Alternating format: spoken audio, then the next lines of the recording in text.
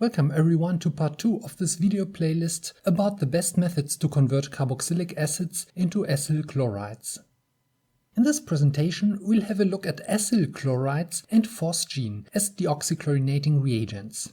When compared to phosphorus chlorides, which are described in part 3 of this playlist, the main advantage of phosgene and oxalyl chloride is that only gaseous byproducts are formed.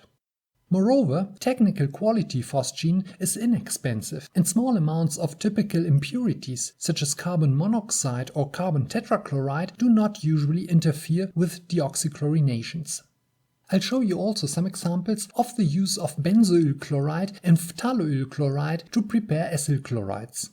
These reagents and the corresponding acids and anhydrides have high boiling points and are therefore particularly well suited for preparing volatile acyl chlorides that can be directly distilled from the reaction mixture. Strong electrophiles are usually quite toxic because such reagents render aqueous solutions strongly acidic, what causes the irreversible denaturation of vital proteins. These reagents also react with thiols and amines and thereby inactivate most enzymes. Here are the LC50 values for reagents discussed in this playlist. These are the concentrations at which 50% of the test animals die after the exposure time. For comparison, I've also listed LC50 values for chlorine, hydrogen cyanide and carbon monoxide. In addition to the LC50, other important parameters to consider when working with these substances are their smell and their ability to irritate the respiratory tract.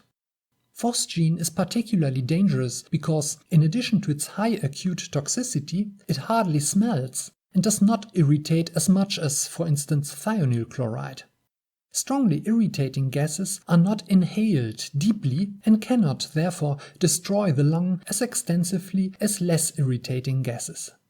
I could not find the inhalation toxicity of acetyl chloride, but it should be slightly less toxic than pivalulyl or benzoyl chloride, because it hydrolyzes much faster. Interestingly, oxalyl chloride has a relatively low acute toxicity, probably also because of its high reactivity and quick hydrolysis. Despite its annoyingly high toxicity, phosgene is easy to prepare and very useful.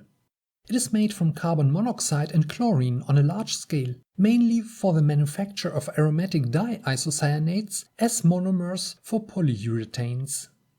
Two reagents with a similar reactivity as phosgene are diphosgene and triphosgene. These are prepared by radical chlorination of methyl chloroformate and dimethyl carbonate. Upon reaction with nucleophiles, these reagents release trichloromethanol, which is not stable and fragments into phosgene and hydrogen chloride. Diphosgene and triphosgene are mostly used in the laboratory or for the production of advanced intermediates, while phosgene is used for the large-scale manufacture of isocyanates, chloroformates or for deoxychlorinations. For smaller laboratory experiments, phosgene can be generated from di- or triphosgene by heating with some catalyst, for instance pyridine. Phosgene is also formed when oxalyl chloride is treated with aluminum chloride. A further possibility is the partial hydrolysis of carbon tetrachloride. Concentrated sulfuric acid or Lewis acids, such as ferric chloride, can bring about this reaction. Recently, phosgene has also been generated from chloroform by oxidative photolysis, but the carbon tetrachloride route appears to be a more practical approach. Oxalyl chloride cannot be readily prepared from oxalic acid because the monochloride is not stable and fragments into hydrogen chloride, carbon monoxide and carbon dioxide. Conversion of oxalic acid into oxalyl chloride requires therefore very reactive deoxychlorinating reagents, such as phosphorus pentachloride. Because of this fragmentation of the monochloride, deoxychlorinations with oxalic chloride do not yield oxalic acid, but only gaseous byproducts. A more affordable strategy for preparing oxalyl chloride is the radical chlorination of ethylene carbonate, followed by thermal cleavage into phosgene and oxalyl chloride. Other derivatives of ethylene glycol can also be used, for instance, its trichloroacetate. Despite its high reactivity and low toxicity if compared to phosgene, oxalyl chloride is mostly used for small-scale deoxychlorinations only, because of its higher price. The precise mechanism of phosgene-mediated deoxychlorinations depends on the electronic properties of the carboxylic acid. As with thionyl chloride, weak acids will probably react by intermediate formation of an acylium cation, whereas with stronger acids, an acyloxycarbonyl cation is a more likely intermediate. Phosgene is not as reactive as oxalyl chloride, and most reactions with phosgene are catalyzed, for instance by an amide. You can find the mechanism of these amide-catalyzed deoxychlorinations in part 1 of this playlist. Deoxychlorinations with acyl chlorides are just equilibrations, proceeding by intermediate formation of mixed anhydrides, as shown here. Because deoxychlorinations with phosgene are technically relevant, a large number of catalysts have been tested. These are essentially the same as those used for reactions with thionyl chloride. Again, also because many acyl chlorides decompose in the presence of bases, these reactions are best conducted without any base, and the reaction mixtures will turn strongly acidic. This is an example of an uncatalyzed deoxychlorination with phosgene. Pivellic acid is a bit tricky because it readily decarbonylates by intermediate formation of a terz-butyl cation, but this did not happen here. Nevertheless, a high temperature and pressure were required to attain complete conversion. Another problematic starting material are dicarboxylic acids that readily form cyclic anhydrides. In this example, despite the slight excess of phosgene only, no anhydride, but a high yield of the dichloride was obtained. In the presence of DMF or other catalysts, phosgene can sometimes convert carboxylic acids into chlorides already at room temperature, as in this example. No extensive racemization occurred. Even milder conditions are attainable with oxalyl chloride. Here, an enantiomerically pure acyl chloride was prepared, this time containing a terz-butyl carbamate. Despite the strongly acidic reaction conditions, the aniline remained protected. Also, silyl ethers can resist the anhydrous hydrogen chloride released during acyl chloride formations, as shown here. A very small amount of DMF was sufficient to bring about the complete conversion of the starting hydroxyproline derivative in only 2 hours at room temperature. Terz-butyl esters are still more acid-sensitive than terz-butyl carbamates, but even these may remain unchanged during the oxychlorinations, as in this example. This will, however, not always be the case and may require some optimization. Phenols usually yield phenyl oxalates when treated with oxalyl chloride, but in this example it seems that the aromatic hydroxyl group was too unreactive, and a substantial yield of benzoyl chloride was obtained. As discussed in part 1 of this playlist, salicylic acid chlorides can sometimes be isolated, but 3 or 4 hydroxybenzoyl chlorides are often too reactive and oligomerize spontaneously to polyesters.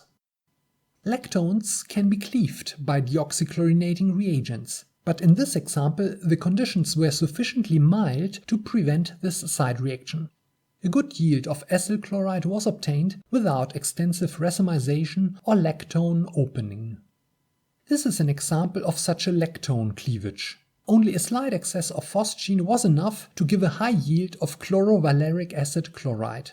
As catalyst, 3-picoline and boric acid were used in combination with a high reaction temperature.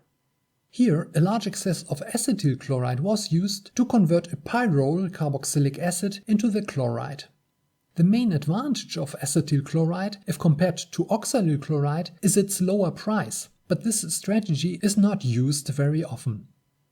For acyl chlorides with boiling points near that of oxalyl or acetyl chloride, either phosgene or much less volatile deoxychlorinating reagents will be required.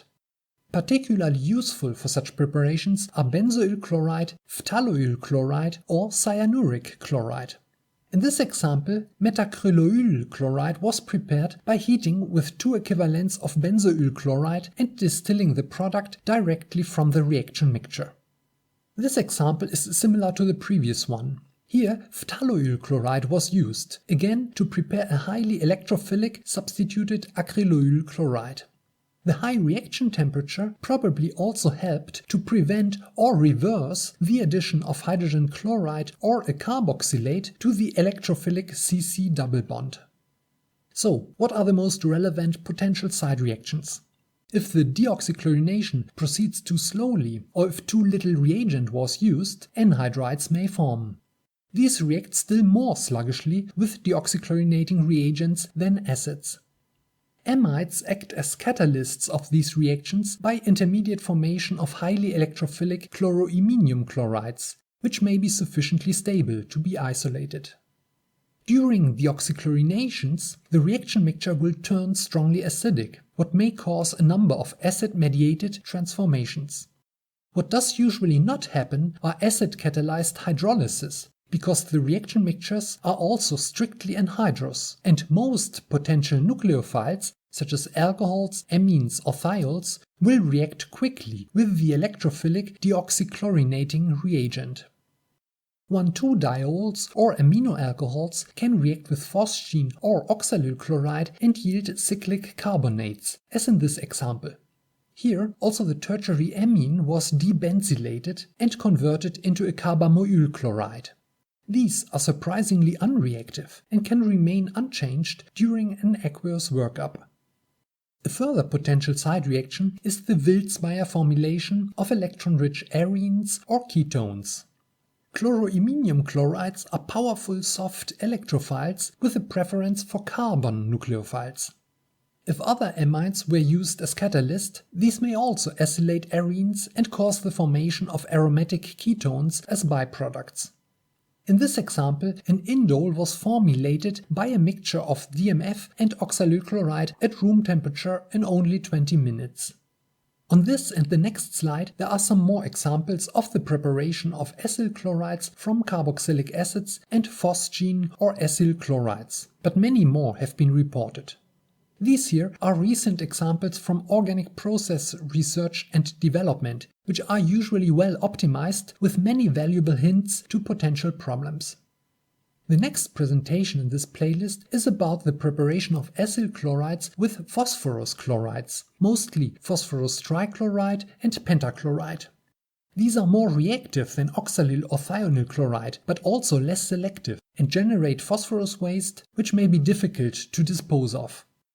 Nevertheless, there are instances where phosphorus chlorides may offer a valuable alternative to the reagents discussed by now. So long.